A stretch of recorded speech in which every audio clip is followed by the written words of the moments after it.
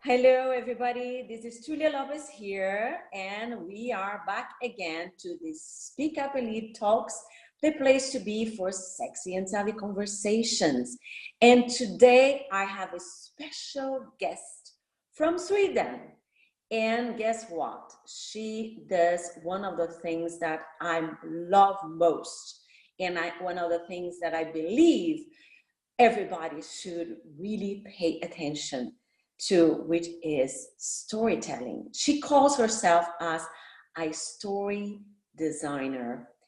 I would like to welcome here today with me for a sexy and savvy conversation, my dear Toastmaster colleague, Åsa Rydhard. Åsa, welcome. Hi, Julia. Thank you so much. What a splendid introduction you gave, right? Åsa Rydhard, I'm so amazed that you actually got the name. Thank you so much for having me. It's my pleasure. So Åsa, so you're a storyteller, so we are here with someone that can entertain us a lot by sharing stories. And to get started, I would like to hear from you, I believe everybody wants to know how you became a story designer. Well, that's quite a long story, Julia. I don't think you want to have it all. So I just give it to you quite briefly, right? Well, first of all, I've always been sort of a natural in storytelling. That's what I do and that's what I love. And I had several different occupations throughout my life. I'm not that young anymore, you know how it is, right? So one of my latest employments, my last actually, because ever after that I've been my own business owner. I'm an entrepreneur. So the last job I had was as a pastor. So I take a break and let it melt it in. Yes, I was a pastor. I did stand in a church, you know, process it. But I got fired. Oh. Yes, I got fired because I was too, you know, on guard or something, on, up, out, doing stuff. So I ended up at the university because I just love to understand people. And my question was, how can I, in a method, you know what I mean? By method, learn to know people, how they think, what's important for them, where they are mentally, socially, whatever. Because that's so important for you when you communicate. So I went to the university. And I did a master's degree in applied cultural analysis at Lund University in Sweden. And when I got out, you see, I'm doing it briefly, right? I got to the university and I said to myself, cultural analysis, no one will employ me. I better start a business. What a great idea. Not. Because, of course, they didn't want to hire me as a consultant either. And basically I was struggling with telling the world what I did. Struggling with taking the place that I needed. And I was very, very much from day to day struggling when meeting people, when networking, whenever I needed to present myself to tell them what I did. Until I gave up. Okay. Yes, I gave up trying. Interesting, right? Yes, very interesting. What came next? Yeah, what came next? Because trying for me meant doing whatever everyone told me to do. You know, following the recipe, pitching in 30 seconds, doing all this elevator stuff. You know, it's kind of a one-way communications thing going on there.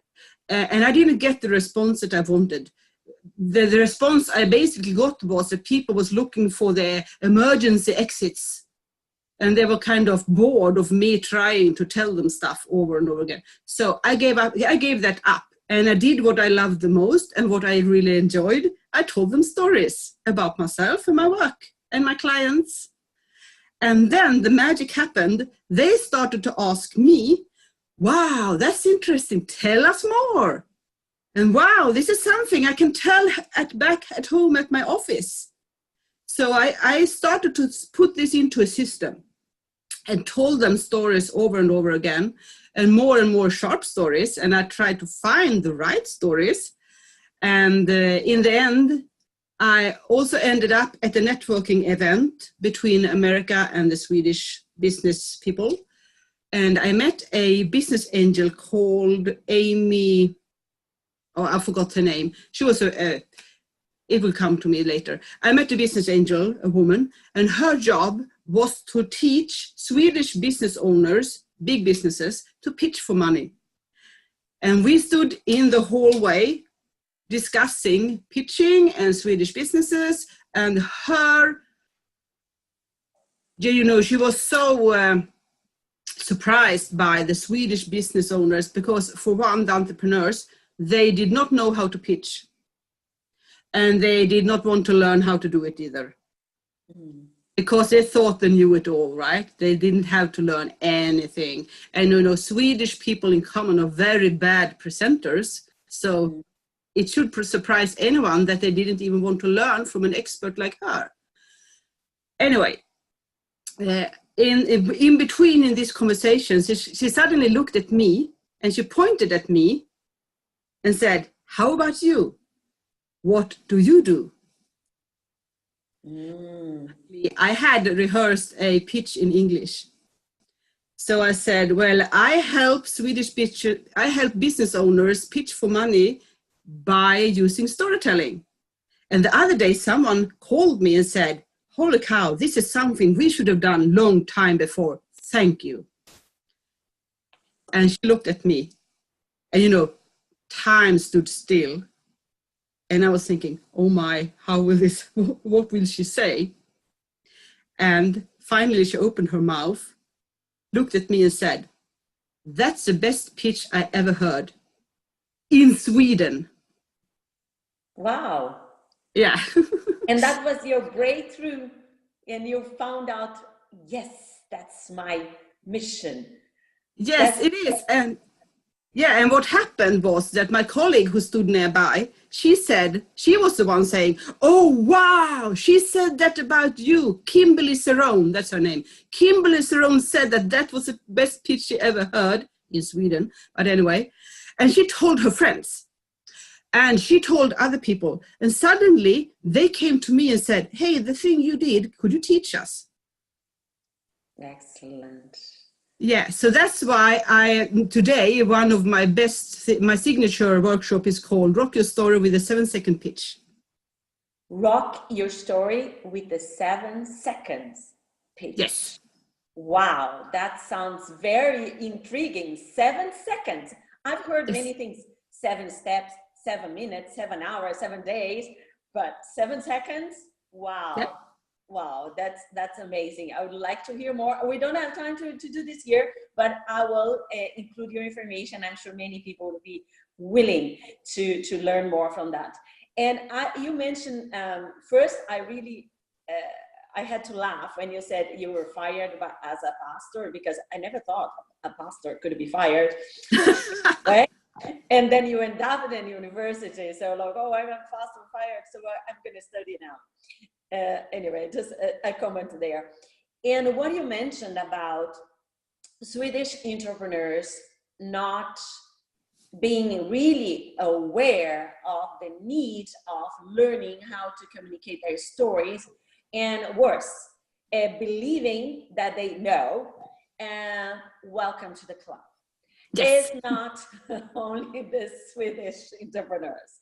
I can promise you, I've been around, you've been around as well, but you know, I've been doing my events and my trainings, and it's unbelievable how people, entrepreneurs, small business owners and business in general, they take for granted the importance of spending their time preparing themselves, so crafting their message, understanding first what their message is and what exactly they want to share, who's their audience. Sometimes they prepare a message thinking on their skills, how good they are and what they want to say, but they forget if the audience is interested to hear what they're preparing there to get started.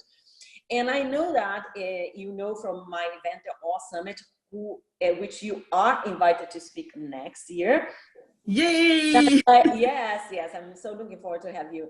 And that I post there the invitation because I love to give this opportunity to many entrepreneurs, female entrepreneurs.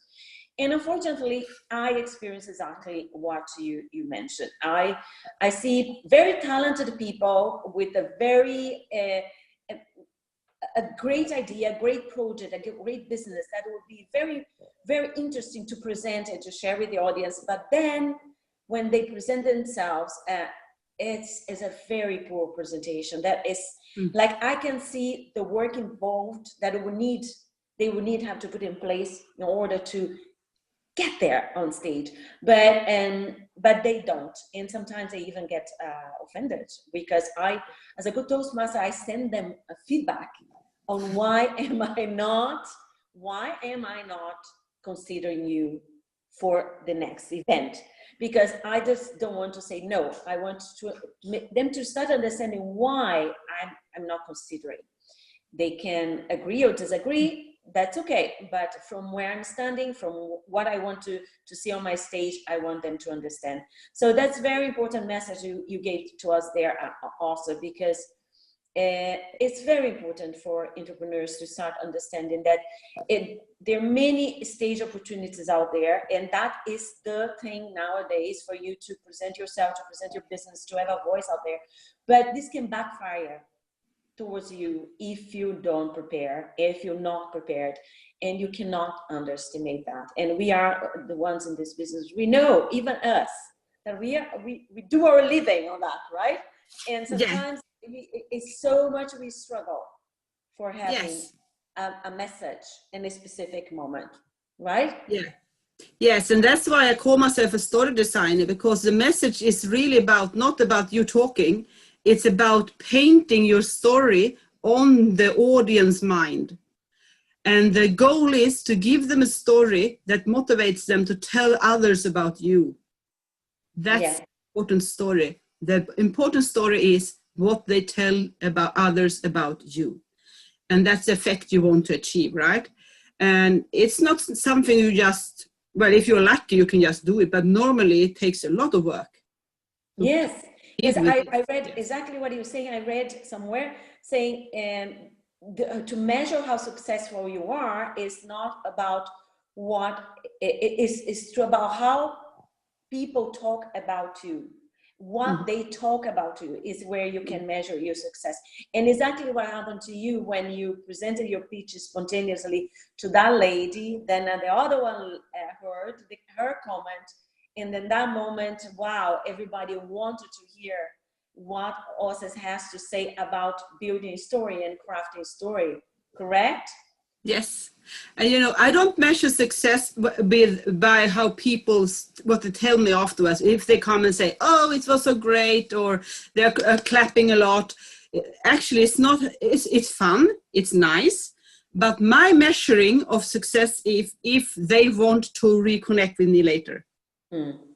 That's my measurement, right? Because if they want to talk to me later, hook up with me, learn more about how I can help them, that's how I measure my success these days.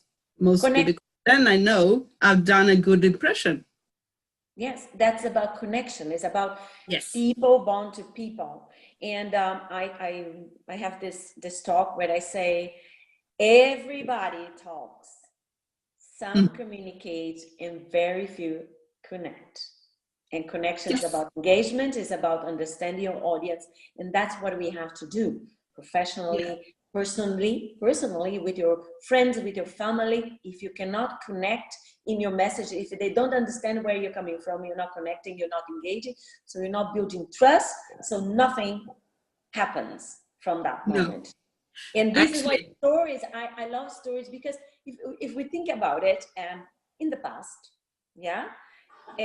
through stories was where we learned everything, where skills were passed through, and humanity was built on stories. And nowadays it's still in different fashion, with different media, we have many ways of telling stories, but somehow the personal story is a kind of a little bit in the background right now. When people, when I'm training, I'm sure you say the same to your clients.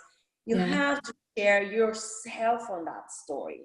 Yes. If you craft a story that's perfect, but you are talking third person, you have to put yourself in the story, and then they understand your emotions, your feelings, and then they will connect because you make yourself real for that.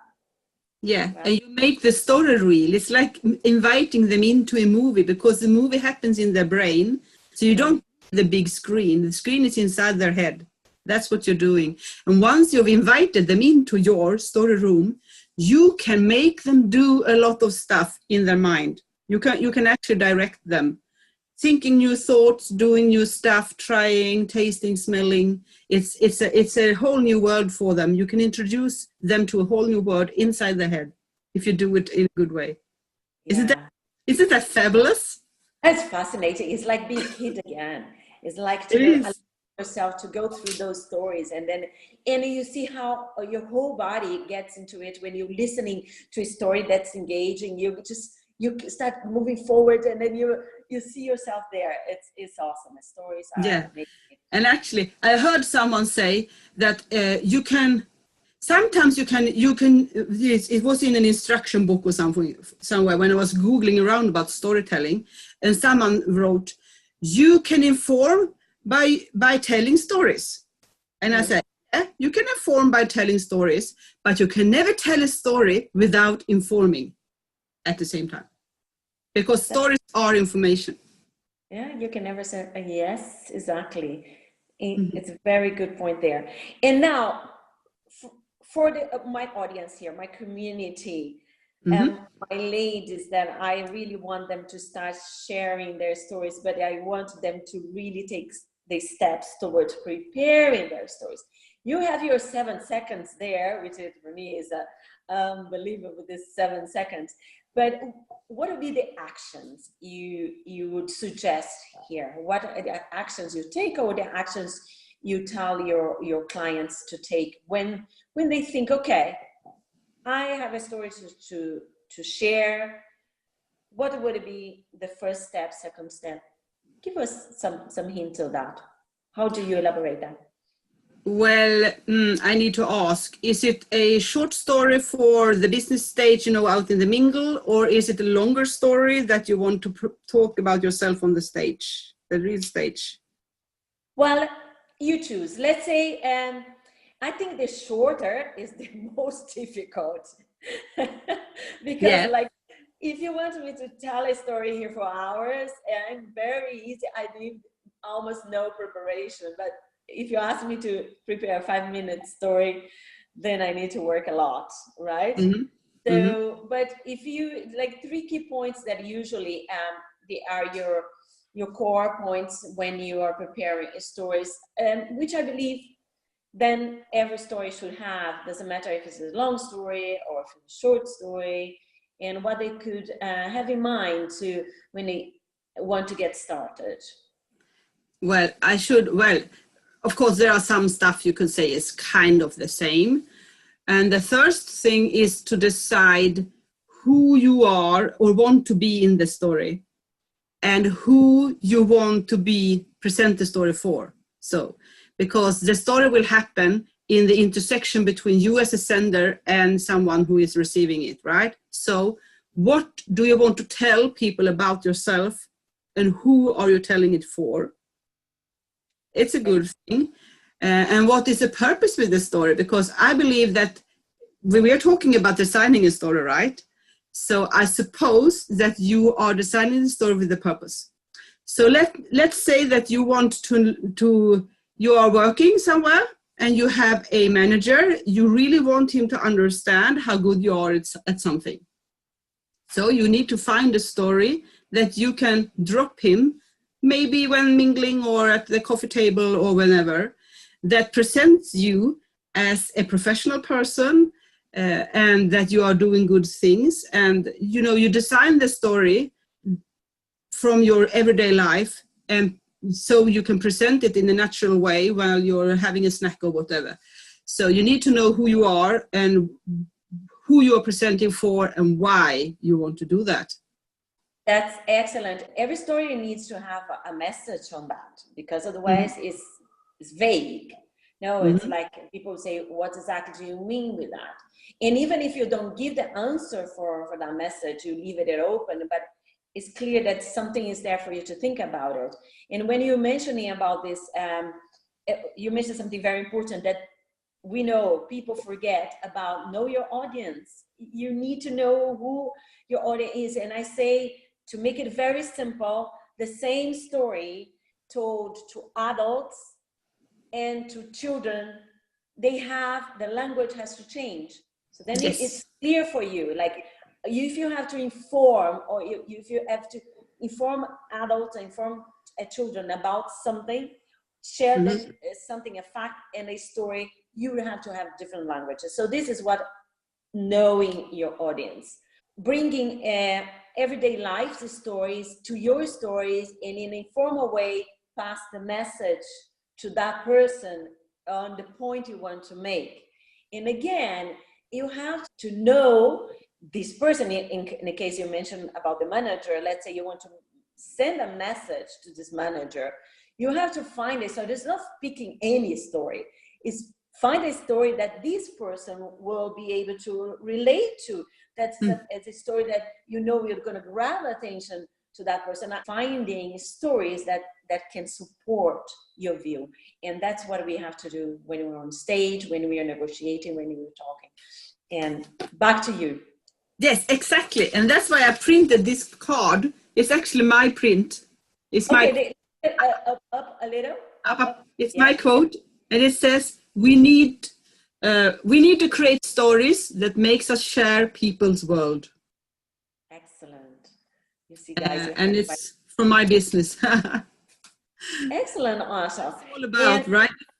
Yes, that's excellent. And my last question for you is key points for storytelling, key points or for the entrepreneurs. It goes a little bit into the action points as well, but something that you would like to leave with us. Okay, that's what storytelling is about. That is what you have to have in mind when you're building a story, or that would be my suggestion, or the next steps for you to embrace building up, creating, crafting your story.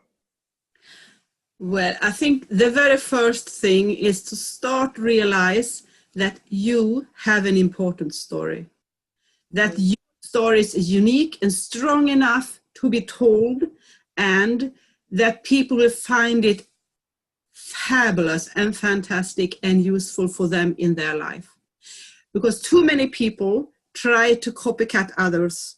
They try to do like they do, or they don't believe that they are important enough or inspiring enough.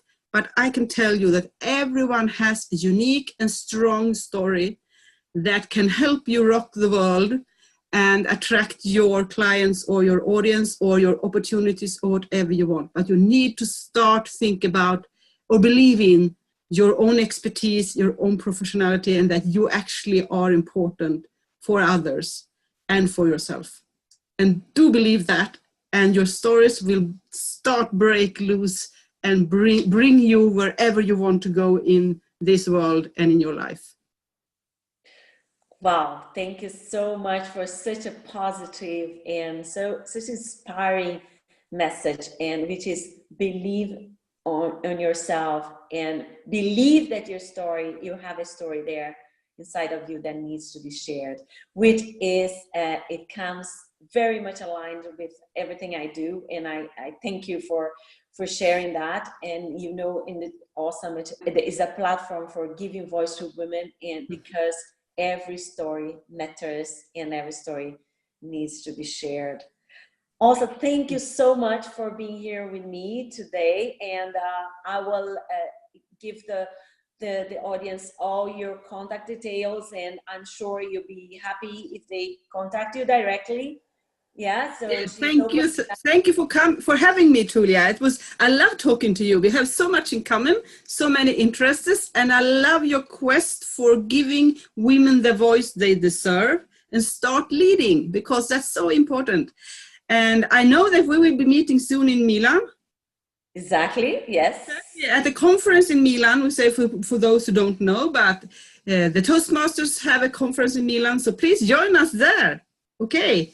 And I'll be learning about your secret 7 seconds, right? You're giving yes, you will. Actually, you will. I'm there. I want to hear about the 7 seconds, definitely. And for everybody listening to us, thank you very much. And here is Julia Lopez in Speak Up and Lead Talks, a place to be for sexy and savvy conversations. And our conversation continues with the other guests I'll be bringing the next upcoming weeks. And don't forget that November 10th in Zurich, we will be having a full day event as a kickoff for the Speak Up and Lead Academy, the new platform to support you even further to have a voice, an impactful voice out there. And hopefully in the future, I will bring Åsa here to the Academy to share her wisdom and her knowledge and her stories with us. Oh, I'd love that, Julia. My pleasure. Bye for now. Bye.